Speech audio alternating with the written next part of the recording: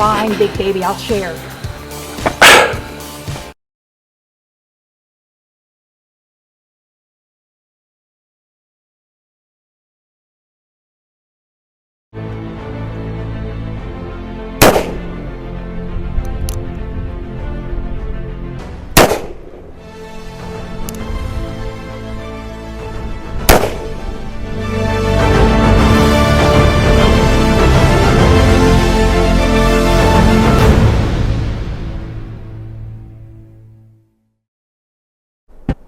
What's up, everybody, and welcome to the Dog Pound.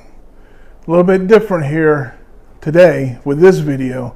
Usually we're out there on the range, and not today. We're at the boom room. So we're going to get through this. Weather's been horrible, so we got to do what we got to do and make sure we get through it together. So we're going to bring it here to the boom room. This is the Dog Pound headquarters, and it's just a different setup for us. So bear with me, please, as we try to get into, maybe this is going to have to be our winter gig. Used to being outside, used to being out there on the range, talking to you guys and going over everything.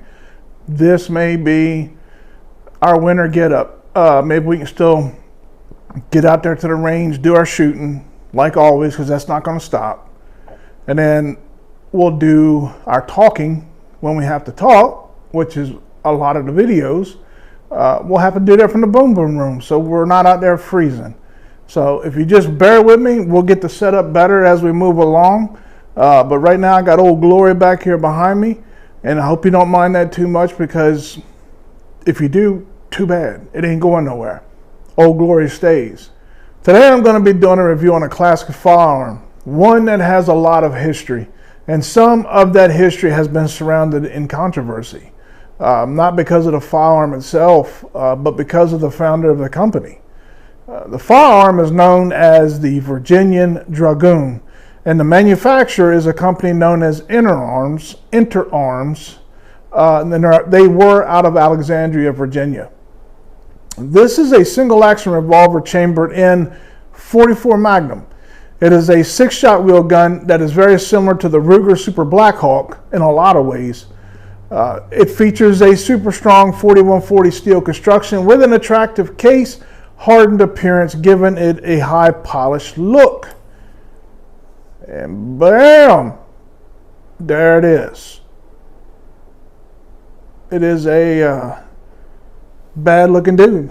You'll get tired of me saying, don't you? It's a bad looking dude. I mean, who can't hold that and say that's not a bad looking dude? Because that's a bad looking dude. I love it. But that's what we're looking at right now. So, as I said, this is made out of 4140 steel. And it's got the case hardened appearance, which gives that really high gloss look to it. It's like chrome, but I guess that's what they call case hardened 4140. So if you guys want to take a better look, she might be a little dirty, but really, really nice gun. The barrel is 7.5 inches long with a bladed front sight. The rear sight is adjustable, and looks like, yeah, you got the elevation and the windage on that. As you can see, the weapon is safe, but really cool. It has a floating firearm pin, and the Dragoon is equipped with a Swiss safety system. When properly applied, prevents the hammer from striking the firearm pin when the hammer is in the loading or full cock position. So, in other words, if you look right here, you've got a little pin, what they call your safety to press pin. And then of course you got your lever here. Now, as you're loading this, so when you put it into your loading position, your half cock, and you can see you can drop your trap door down here. But what happens is when you get it right there, if you press in right here and then press that down like that, if you notice, it will lock you cannot fire the weapon. So it's a safety. Pretty cool for the old single action revolver. So the Dragoon has the drop down, which I showed you that, your drop down door for loading. And you just load them right into here once you drop that down. Let's get the old drop down door. You have a standard ejector rod, which is right here. If I get my finger out of the way. Told you, different setup, trying to get used to it. So ejector rod right here, that pushes your casings out. A little different setup than what a normal drop down cylinder like a Model 29 or something like that would be. Your more modern, I say you're modern, but your double action firearms. But this model has a very nice walnut grip, as you can see there. And they're slick, so keep in mind that you're shooting a 44 Magnum round. You definitely don't need to make sure, you need to make sure that you keep a good firm grip on this thing, because if you happen to forget the recoil of a 44 Magnum, the gun's gonna remind you, just so you know. A cool touch that was added to the grip on the Dragoon is that it has 6 Semper Tyrannis engraved into the frame. You guys see that down there on the bottom. It's a Latin phrase meaning thus always to tyrants. It means that tyrannical leaders will inevitably be overthrown. The phrase also suggests that bad but justified outcomes should or eventually will befall tyrants. As for the hammer on the Dragoon, it has a 3-position hammer. The first position is designed to remove the tension on the floating firing pin, which is right there. It just barely comes off the firing pin. Your second position is the loading position, or half cock. Your third position is the firing position, also referred to as fully cocked. And the safety pin then can be engaged when the gun is either in half cock or the fully cocked positions. So let's take a close-up look at the Dragoon 44 Magnum in this spec video.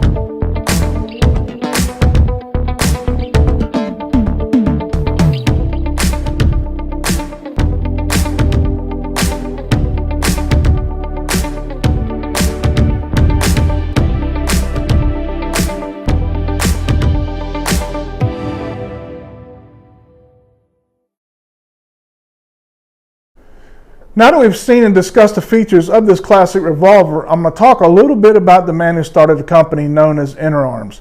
Mr. Samuel Cummings started the company back in 1953, and that was after he left his career in the Central Intelligence Agency. The company began in Alexandria, Virginia, and quickly became one of the largest exporters of firearms in the entire world.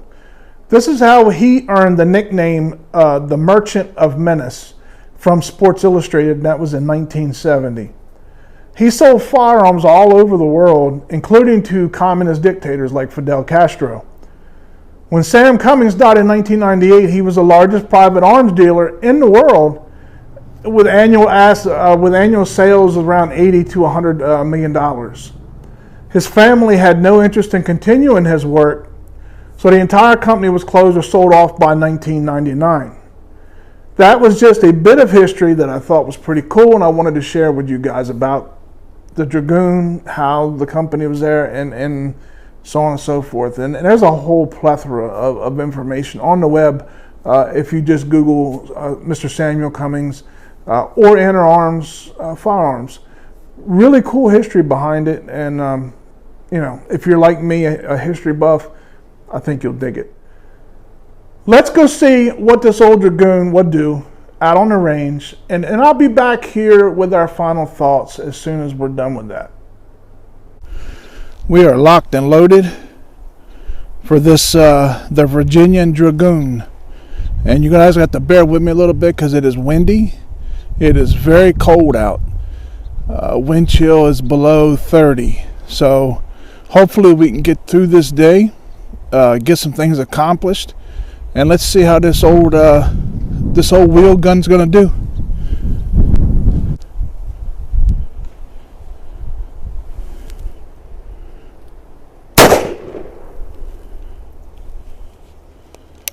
Hard to manipulate with the gloves.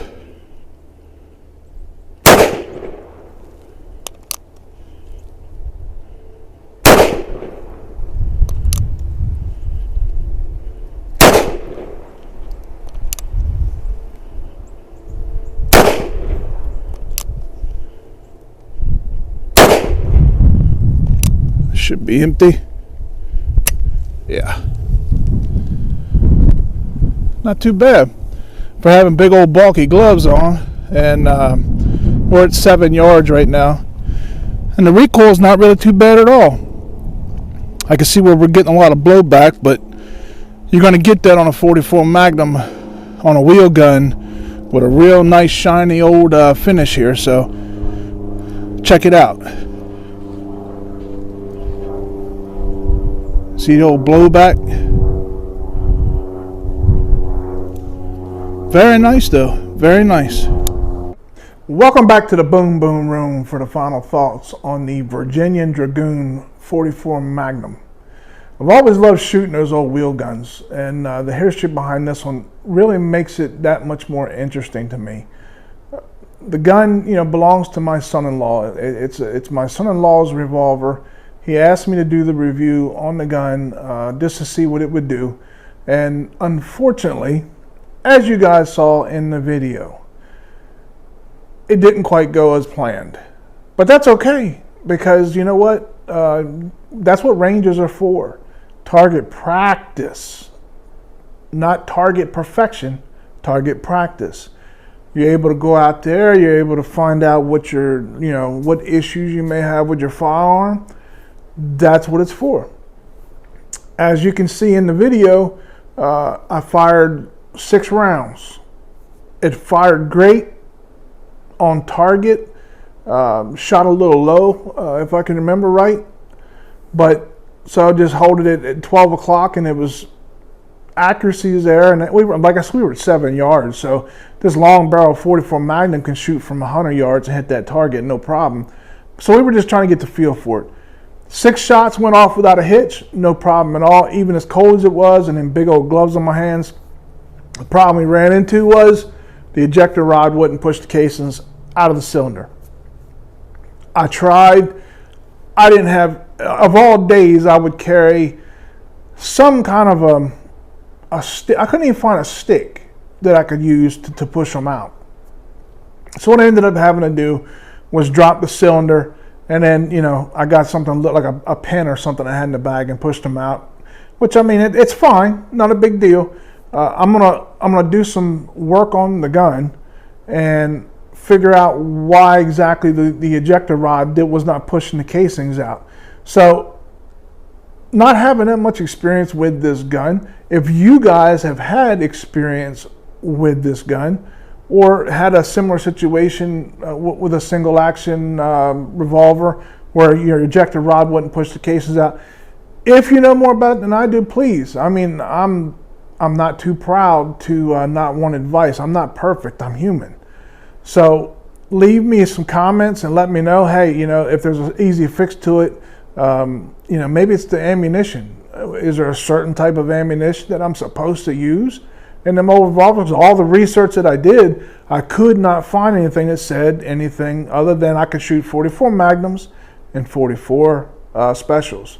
So let me know if you know. So I hope that y'all spend time with your loved ones this holiday season and make the most of that time you spend together. Life is simply too short to not take advantage of every single moment that you have together. And of course, as always, may you live as long as you want, never want as long as you live. Shoot straight, shoot often, be safe, and God bless. And we'll see y'all right back here next time. The Dog Pound Boom Boom Room. The Virginia Dragoon 44 Magnum. Bad dude. Old Glory in the background. How fitting.